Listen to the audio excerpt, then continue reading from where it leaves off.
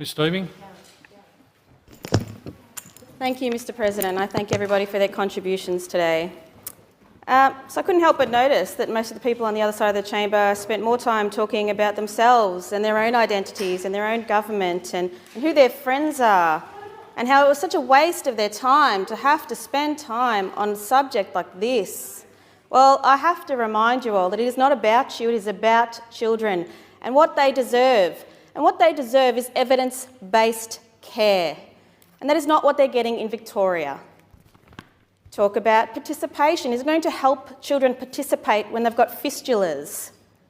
Is it going to help them participate, like the little girl in Sweden who went on puberty blockers and her spine eroded to the point where she cannot walk anymore, she's in a wheelchair? Are you going to help them with their dignity when they have secondary gender dysphoria because after they desist, they now feel like they no longer fit in to either category, and because the damage in this case is permanent, they don't know what to do with the rest of their lives? Is it progressive to let minors have full hysterectomies and go into catastrophic early dementia by the time they're 30 and end up in care homes? I don't think so. I don't actually think that that sounds anything like love. I couldn't believe the amount of non-arguments that I just heard, and the abuse and the personal attacks, which have absolutely nothing to do with what is best for children. It doesn't matter about their sexuality. The amount of you that brought up sexuality, it's nothing to do with their sexuality. It's nothing really to do with anything except evidence-based care. I didn't deny the existence of gender dysphoria. I didn't say it wasn't hard. I think it's a terrible thing for a child to have, and I want them to get the very best care in the whole world.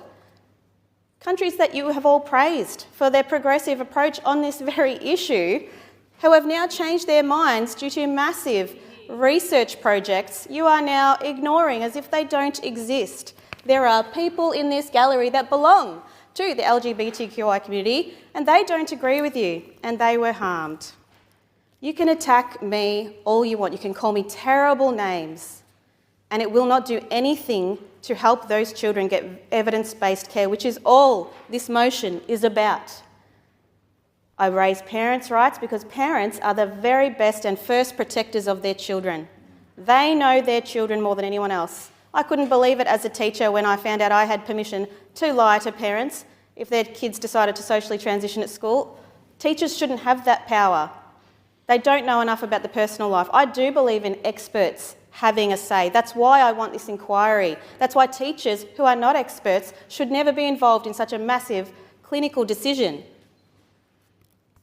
Clinicians themselves don't even have the freedom now to do proper care of their patients and individualised based care. That's just a lie. We have set in stone through legislation in Victoria one treatment pathway and one treatment pathway only.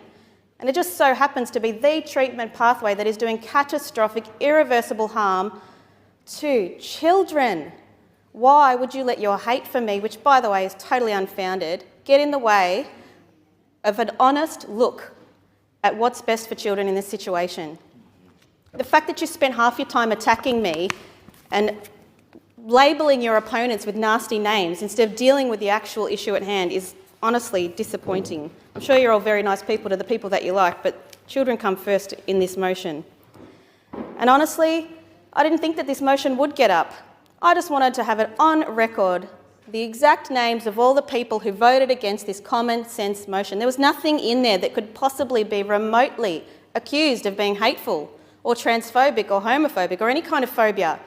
Either your conclusions, your view would have been proven correct, or mine would have. Or maybe neither of us, maybe some other version. But for the safety and welfare of children, we absolutely should have done it. You certainly don't mind spending money on whatever you want or debt, so it's not like you're going to run out of money or resources. And this is one thing that is absolutely worth every dollar, because I am sick and tired and traumatised myself from meeting all these detransitioners like the ones up here, these brave women and these brave men who come back 10, 15, 20 years later, maybe not even that long sometimes. All over the world it's happening, and they're saying, why did you let me do this?